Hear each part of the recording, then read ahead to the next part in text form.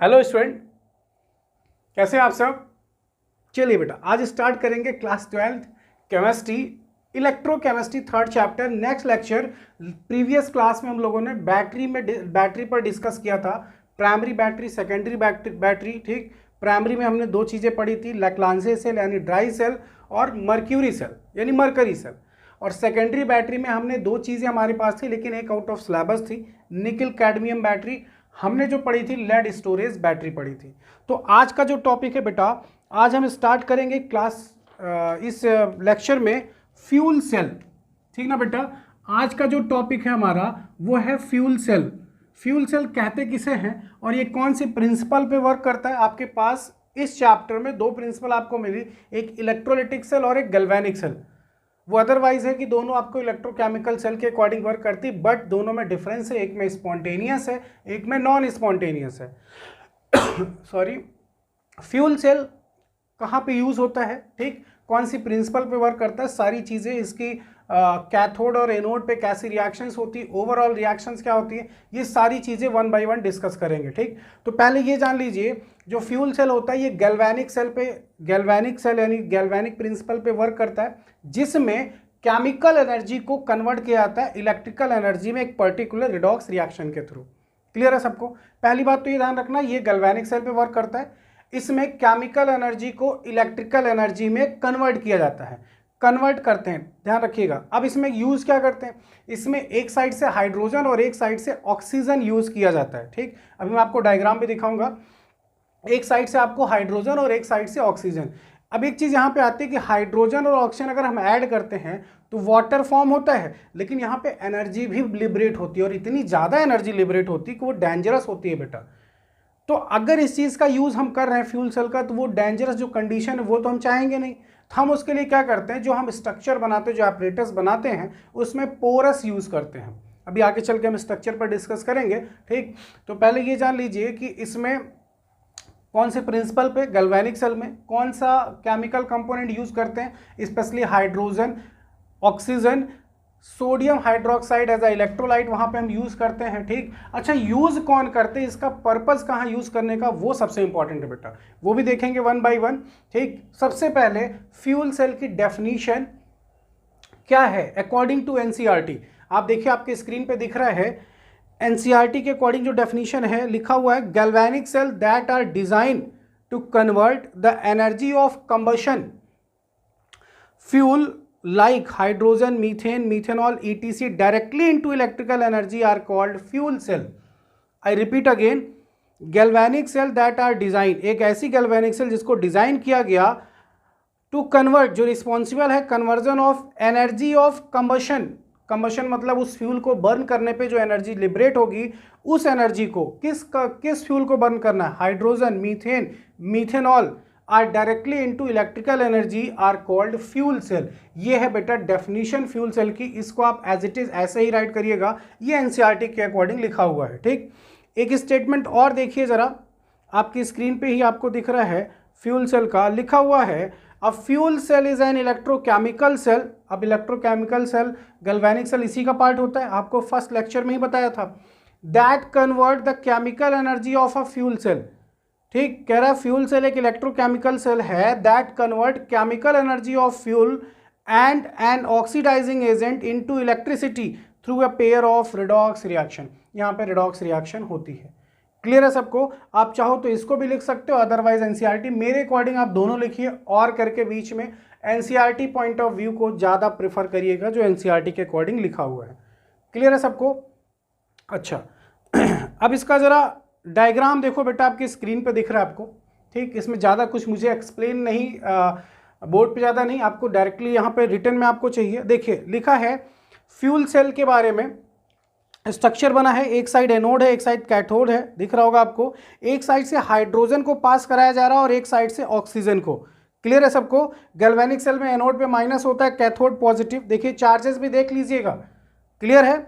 अब बीच में देखो जो एलोइस कलर का पार्ट है बेटा, वहां पे NaOH होता है। क्या होता है? NaOH, sodium hydroxide.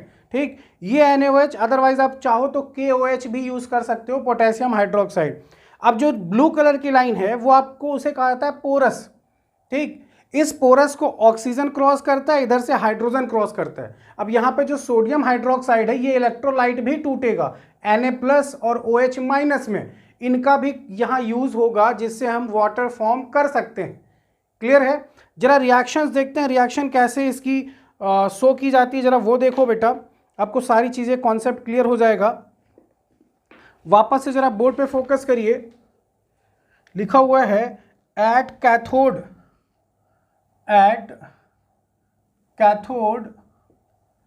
कैथोड पे कौन सी रिएक्शंस हो रही थी? एनोड, पहले एनोड का ही लिखते हैं। फर्स्ट ऑफ एनोड यानी ऑक्सीडेशन, क्या हुआ? हाइड्रोजन आपने पास कराया प्लस OH- कहाँ से आया होगा बेटा? आपने सोडियम हाइड्रोक्साइड लिया था, ध्यान रखिएगा, सोडियम हाइड्रोक्साइड आपने लिया था, इलेक्ट्रोलाइट। OH- ये एक्वस स्टेट में है और ये गैस फॉर्म में है आपका, ठीक। जैसे इनके बीच रिएक्शन होगी, अब देखो यहाँ पे ध्यान से देखिएगा बेटा, 4OH है, OH 4 टाइम्स है। मैं आपको एक एक चीज बता रहा हूं, हाइड्रोजन 4 टाइम्स है, 2 2 ज़ा 4, दिख रहा है सबको? 2 2 ज़ा 4, बताओ ये क्या बनेगा? H2O, HH2O, ये क्या बनेगा? H2O, ये क्या बनेगा बेटा? H2O, ये क्या बनेगा? H2O। कितने मॉलिक्यूल्स ऑफ वाटर फॉर्म हो जाएंगे बेटा? 4 मॉलिक्यूल्स ऑफ वाटर। समझ में आया सबको? ठीक ना, 4 मॉलिक्यूल्स ऑफ वाटर। अब चार्ज देखो जरा, चार्ज की बात करें, यहाँ पे कितने माइनस हैं? एक OH पे 1 माइनस होता है, 4OH पे 4 माइनस, माइनस मतलब इलेक्ट्रॉन गेन करना है। इनको 4 इलेक्ट्रॉन मिले हैं, तो बताओ अगर मैं इनको भी 4 इलेक्ट्रॉन दे दूं तो ये बैलेंस हो जाएगा ना? यहाँ 4 माइनस, यहाँ भी 4 माइनस, ये बैलेंस हो जाएगा। ये हो गई एनोड की रिएक्शन। अभी मैं आपको फिर से एक बार बता रहा हूँ बेटा, ध्यान से देखिएगा, एक एक चीज आपकी क्लियर कर देंगे। कैथोड पे क्या हुआ होगा? एट कैथोड पे कुछ ऐसा हुआ, ऑक्सीजन एक साइड से पास करा रहे थे आप, ठीक, 2H2O प्लस 4 इलेक्ट्रॉन, ठीक। अब जैसे इसके बीच रिएक्शन होगी, फिर से आपका OH-, देखो यहाँ पे 2 ऑक्सीजन और ये 2 ऑक्सीजन, देख लीजिए 2 ऑक्सीजन यहाँ पे है और 2 ऑक्सीजन यहाँ दिख रहा है आपको, 4 ऑक्सीजन, 2 2 ज़ा 4, हाइड्रोजन भी 4 है। देखिए कितने टाइम्स OH- बनेगा? 4 टाइम्स, देखो 4OH-। अब यहाँ पे 4 माइनस है, 4 इलेक्ट्रॉन इधर कर दिया, प्रॉपर बैलेंस हो गया, ये पूरी तरह से बैलेंस है। ये हो रहा है कैथोड पे और ऊपर वाला हो रहा था एनोड पे। फिर से एक बार देखो, एनोड पे हाइड्रोजन, सोडियम हाइड्रोक्साइड का OH, इनके बीच रिएक्शंस हुई, यहाँ पे 2 2 ज़ा 4, यहाँ पे देखिए 4 ऑक्सीजन और 4 हाइड्रोजन, मतलब टोटल हाइड्रोजन कितने हैं? 8। एक वाटर मॉलिक्यूल में 2 हाइड्रोजन 1 ऑक्सीजन होता है, यहाँ पे 4 हाइड्रोजन 4 ऑक्सीजन 8 हाइड्रोजन है, तो क्या बनेगा? 4 मॉलिक्यूल्स ऑफ H2O। मेरी बात ध्यान समझना, 2 2 ज़ा 4 हाइड्रोजन और यहाँ भी देखो 4 हाइड्रोजन, कितने हुए? 8। ऑक्सीजन कितने हैं? 4, जस्ट हाफ। एक वाटर मॉलिक्यूल में 1 ऑक्सीजन 2 हाइड्रोजन होता है, क्लियर ना, जस्ट डबल। तो यहाँ पे 8 हाइड्रोजन है, 4 ऑक्सीजन, मतलब 4 मॉलिक्यूल्स ऑफ वाटर। अब इस रिएक्शन को आप ऐड करोगे, नेट रिडॉक्स रिएक्शन जो मिलेगी आपको बेटा, नेट रिडॉक्स रिएक्शन, वो क्या मिलेगी? 4 से 4 कैंसिल होगा, OH से OH कैंसिल होगा, ठीक, 2H2O से 4H2O ये कैंसिल होगा, तो कितने H2O बनेंगे यहाँ पे? 2H2O बचेगा। क्या बनेगा? 2H2 plus O2 gives out 2H2O। Clear है सबको? देखो 2 2 ज़ा 4, 2 2 ज़ा 4, 2 ऑक्सीजन 2 ऑक्सीजन, ये हाइड्रोजन है, ये ऑक्सीजन है और ये वाटर है। क्लियर है सबको? ठीक है बेटा, तो ये इसकी रिएक्शंस है जो एनोड और कैथोड पे परफॉर्म होती है, जिससे वाटर का फॉर्मेशन होता है। मेनली हमें हाइड्रोजन और ऑक्सीजन के बीच रिएक्शंस करा के ऐसा फॉर्म कराना होता है, वाटर का यूज करना, मतलब वाटर के लिए हमें ऐसा करना पड़ता है। अच्छा, ये बनाने की जरूरत क्या थी, रिक्वायरमेंट क्या थी, वो भी समझना है, ठीक। तो पहले इस रिएक्शन को अच्छे से नोट डाउन करिएगा, पहले डेफिनीशन, फिर इस रिएक्शन को, ठीक। डेफिनीशन और रिएक्शन लिखने से पहले आप वो फिगर भी ड्रॉ करना है आपको और कुछ स्टेटमेंट भी लिखना है। आप रिएक्शन लिख लीजिएगा, ठीक। अब देखो जरा, आपकी स्क्रीन पे आपको दिख रहा है इससे रिलेटेड कुछ और पॉइंट्स, वो पॉइंट्स क्या हैं जरा ध्यान समझिएगा बेटा। लिखा हुआ है 2 पॉइंट्स तो आपने पढ़ लिए, दोनों और करके डेफिनीशन लिखनी थी। अब देखो जो एनसीईआरटी का है ये नोट करके लिखिएगा, आपको सारी चीजें क्लियर हो जाएंगी, ध्यान समझना। One of the most successful fuel cell uses the reaction of hydrogen and oxygen. कह रहा है एक सबसे मोस्ट सक्सेसफुल, अगर हम फ्यूल सेल की बात करें, सबसे successful fuel cell, the reaction of hydrogen and oxygen, hydrogen और ऑक्सीजन के बीच रिएक्शन जो हो रही है टू फॉर्म वाटर, जिससे वाटर का फॉर्मेशन हो रहा है। The cell was used for providing electrical power in Apollo space programme. मतलब जो एस्ट्रोनॉट्स स्पेस में जाते हैं, अब स्पेस में आपको पता है क्या क्या क्राइटेरिया वहाँ पे होती है, कोई एटमॉस्फेयर नहीं, ठीक, ग्रेविटी प्रॉपर नहीं, ठीक ना, जो उनकी चीज़ें उनको लेके वहाँ जानी पड़ती है। तो ये कह रहा है कि वहाँ पर वाटर का फॉर्मेशन कैसे कराना होता है, वो एस्ट्रोनॉट इस फ्यूल सेल के अकॉर्डिंग करते हैं। ठीक, ध्यान से देखिए, the cell was used for providing electrical power in the Apollo space program. The water vapor produced during this reaction were condensed and added to the drinking water supply for astronauts. मतलब जो यहाँ पे water की vapour बनेंगी, अब इसको condense करेंगे, और आपने पढ़ा है condensation, vapour change into liquid. अब वही वेपर चेंज होगी लिक्विड में, जिससे वो वाटर प्रॉपरली यूज किया जा सकता है ड्रिंकिंग पर्पज के लिए। समझ में आया सबको? आगे देखिए, लिखा है in the cell hydrogen and oxygen are bubbled. इसमें हाइड्रोजन और ऑक्सीजन आपस में बबल होते हैं, ठीक, थ्रू पोरस, बताया था आपको, बीच में एक पोरस लगा होता है। Carbon electrode into concentrated sodium hydroxide solution, बीच में इलेक्ट्रोलाइट होता है, बताया था आपको बेटा। Catalyst like finally divided platinum और palladium metals are incorporated into the electrode for increasing the rate of electrode reaction. तो ध्यान रखिएगा, फ्यूल सेल से इससे ज्यादा क्वेश्चंस आपसे नहीं पूछे जाएंगे। क्या क्वेश्चन होगा, वापस से जरा फोकस करिए, क्वेश्चन क्या होगा, फ्यूल सेल कौन सी प्रिंसिपल पे वर्क करता है, गैल्वेनिक सेल पे। क्लियर है? क्या वर्क करता है, केमिकल एनर्जी को इलेक्ट्रिकल एनर्जी में। अच्छा, वाटर फॉर्मेशन में कौन सा इलेक्ट्रोलाइट यूज करते हैं, सोडियम हाइड्रोक्साइड। कौन सा पर्टिकुलर एलिमेंट, हाइड्रोजन और ऑक्सीजन यूज किया जाता है, दोनों साइड से बीच में पोरस होता है। कैटलिस्ट फॉर्म में कौन होता है, प्लैटिनम और पैलेडियम। क्लियर है बेटा यहाँ तक? ठीक, तो ये पॉइंट था इंपॉर्टेंट फ्यूल सेल से रिलेटेड, इसको अच्छे से आप नोट करिएगा बेटा। अब एक नोट डाल के इंपॉर्टेंट और पॉइंट लिखिएगा, ठीक, इससे रिलेटेड जो भी ऑब्जेक्टिव क्वेश्चंस होंगे अप टू नीट लेवल पे सारे क्वेश्चन सॉल्व हो जाएंगे बेटा। और इवन बोर्ड में इससे ज़्यादा आपसे पूछेगा भाई नहीं, स्पेशली रिएक्शंस पूछी जाती हैं या फिर वाटर का फॉर्मेशन कोई वन वर्ड आंसर पूछा जाता है, इससे ज़्यादा कुछ नहीं पूछा जाता। क्लियर है?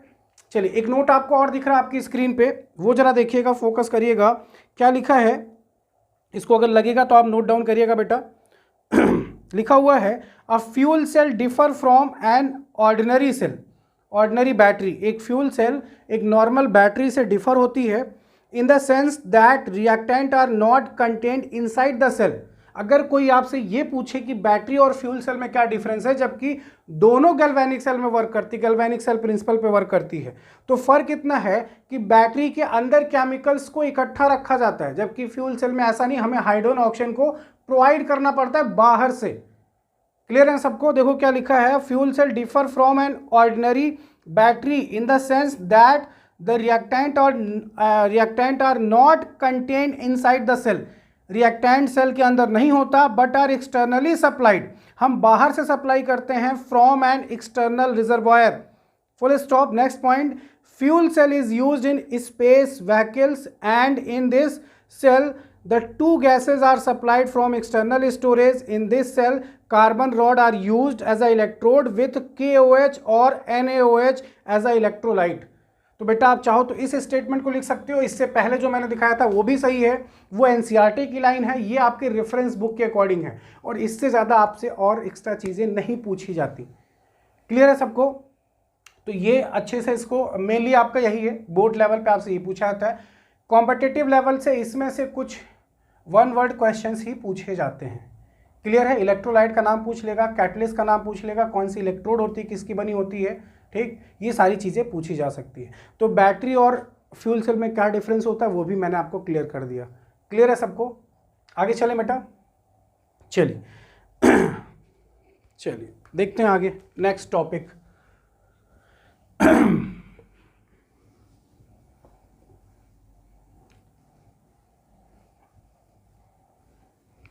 नेक्स्ट टॉपिक क्या है आपका, इलेक्ट्रोकेमिकल सीरीज।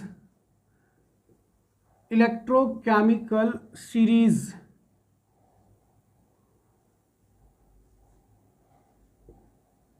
ठीक, अब इलेक्ट्रोकेमिकल सीरीज क्या है जरा वो समझिएगा।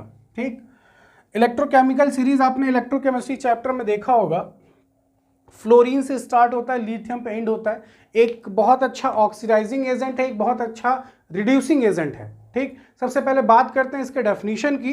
ठीक, डेफिनेशन आपकी स्क्रीन पे आपको दिख रहा है, देखिए जरा डेफिनेशन क्या लिखा है, इसी डेफिनेशन को नोट डाउन करिएगा बेटा। लिखा हुआ है, स्टेटमेंट लिखा है the half cell potential value are standard value. जो हाफ सेल पोटेंशियल वैल्यू होती है वो स्टैंडर्ड वैल्यू है and are represented as standard reduction potential. मैंने आपको बताया था IUPAC कन्वेंशन के अकॉर्डिंग ऑक्सीडेशन पोटेंशियल को प्रिफर नहीं किया था, रिडक्शन पोटेंशियल को ही प्रिफर करते हैं। वहां पे जो वैल्यू यूज करनी है आपको EMF फाइंड करते समय, E0 सेल निकालते समय, वो रिडक्शन पोटेंशियल ही यूज करना है। क्या लिखा है, the half cell potential value are standard value and are represented as standard reduction potential value as shown in the table and the end which is also called electrochemical series। इसी को हम बोलते हैं बेटा electrochemical series। क्लियर है सबको? आपकी screen पे देखिए एक प्रॉपर सीरीज भी दिख रही है। उस सीरीज में देखिए आपको ऊपर सबसे टॉप पे फ्लोरीन, ठीक, और नीचे सबसे जो होता है वो लिथियम, और सबका रिडक्शन पोटेंशियल लिखा गया है बेटा।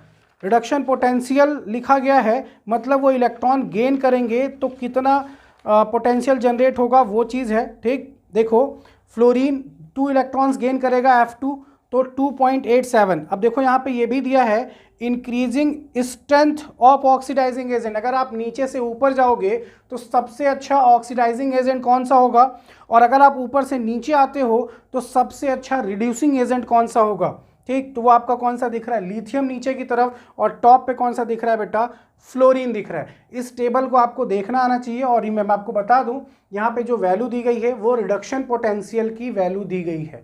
क्लियर, इसको यूज करके आप न्यूमेरिकल सॉल्व करते जब आपको EMF निकालना होता है, E0 सेल की वैल्यू फाइंड आउट करनी होती है, जिसका फॉर्मूला था E cathode minus E anode. Clear है सबको? और एक चीज़ यहाँ पे और याद रखिएगा, अगर आपको क्वेश्चन में ऐसा कहीं दिया जाए कि आपको केवल एक हाफ सेल दी जाए, दूसरी हाफ सेल गिवन नहीं, और आपसे पूछा जाए E0 सेल की वैल्यू कितनी होगी, तो आप उस केस में जो दूसरी हाफ सेल है जो नहीं गिवन है उसको as a hydrogen electrode potential consider किया जाता है। ठीक, standard hydrogen electrode potential consider करते हैं, जिसमें हाइड्रोजन का जो रिडक्शन पोटेंशियल की वैल्यू होती है वो 0 होती है, जिससे हम आसानी से फाइंड आउट कर सकते हैं कि जो गिवन हाफ सेल है उसका इलेक्ट्रोड पोटेंशियल कितना होगा। क्लियर है सबको? तो इस सीरीज में आपको ये भी दिख रहा होगा कि हाइड्रोजन का इलेक्ट्रोड पोटेंशियल जो होता है, रिडक्शन पोटेंशियल, वो 0 होता है बेटा। क्लियर है सबको? ठीक, तो ये था बेटा 2 topic related to electrochemistry, fuel cell and electrochemical series. Last के 2 टॉपिक्स रिमेनिंग जो बचे हुए उसको नेक्स्ट लेक्चर में, टॉपिक कौन सा है, कोरोजन और SHE standard hydrogen electrode potential, ये एक्सप्लेन करना है। और NCERT के मैक्सिमम क्वेश्चंस मैंने करा दिए हैं, आप उसको खुद से एक बार प्रैक्टिस करिए और रेफरेंस बुक के क्वेश्चंस भी सॉल्व करिए अगर आप कॉम्पिटिटिव लेवल फेस कर रहे हैं तो बेटा। क्लियर है? आई होप आपका ये चैप्टर पूरी तरह से प्रिपेयर होगा। ध्यान रखिएगा इस चैप्टर में अगर आप बोर्ड पॉइंट ऑफ व्यू से ज़्यादा फोकस कर रहे हैं, सबसे ज़्यादा नस्ट इक्वेशन, ठीक, गिव्स फ्री एनर्जी, क्लियर है, बैटरी, ठीक बेटा, और आपका जो इलेक्ट्रोलिटिक कंडक्टेंस था जिसमें लिमिटिंग मोलर कंडक्टिविटी, ठीक, इससे रिलेटेड न्यूमेरिकल्स पूछे जाते हैं, प्लस कुर्लॉस लॉ स्टेटमेंट पूछा जाता है, अदरवाइज उससे रिलेटेड न्यूमेरिकल जो था लिमिटिंग मोलर कंडक्टिविटी, ये भी आपसे पूछी जाती हैं। ठीक ना बेटा? तो इसको अच्छे से कवर अप करिएगा। और कॉम्पिटिटिव लेवल पे पॉइंट ऑफ व्यू से अगर आप हैं पूरी तरह से, तो इसमें जितनी भी चीज़ें हैं उनको अच्छे से आप एक बार अच्छे से समराइज करिए, अच्छे से प्रॉपर तैयार करिए, फिर आप क्वेश्चन सॉल्व करिए। रेफरेंस बुक के NCERT के सारे क्वेश्चन सॉल्व हो जाएंगे बेटा। आपको हर एक चीज़ पे फोकस करना है, क्वेश्चंस कहीं से भी बन सकते हैं। ठीक, बोर्ड पॉइंट ऑफ व्यू से क्या होता है कि मैक्सिमम हिटेड चीज़ें पूछी जाती हैं, इंपॉर्टेंट चीज़ें ज़्यादा पूछी जाती हैं।